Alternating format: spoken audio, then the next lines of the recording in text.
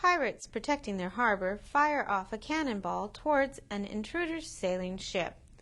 The cannon sits on the cliffs above the harbor, and the pirates use the equation h equals negative 16t squared plus 100t plus 40 to calculate how long it will take for the cannonball to strike the ship, where h is the height of the ball above the water in feet and t is the time in seconds the ball travels. Part A. If the cannonball strikes the ship at the water line, that is h equals 0, calculate exactly how long the cannonball was in the air. Part B. Approximate this time to the nearest tenth of a second.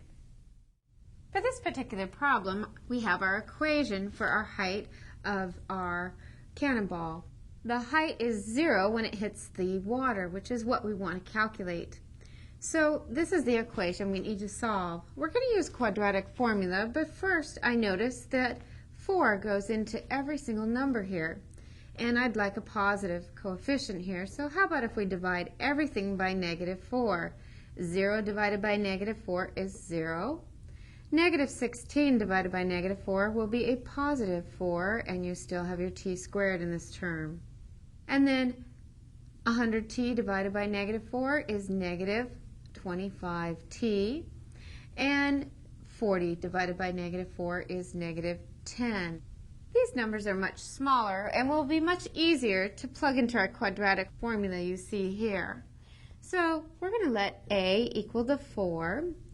B is going to be the coefficient here, which is a negative 25, and C will be our constant, which is a negative 10. If we plug those values into that formula, we find that t equals the opposite of negative 25 plus or minus the square root of negative 25 squared minus 4 times our a was 4 times our c of negative 10. That's all over 2 times our a, which is 4.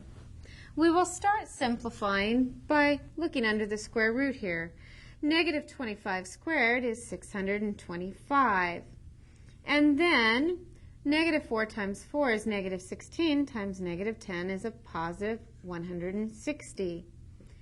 That's going to have a plus or minus in front of it, and then the double negative on the 25 will make a positive 25.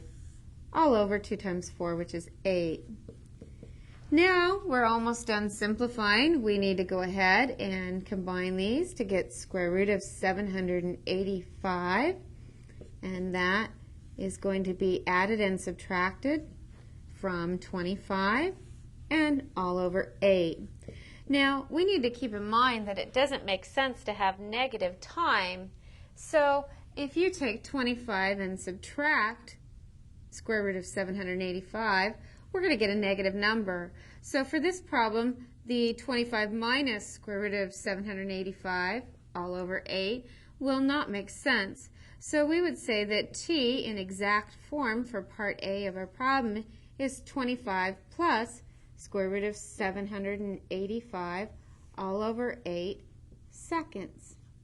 Now if you calculate that in your calculator, it will be approximately 6.6 seconds, which is what part B wants, an approximate answer.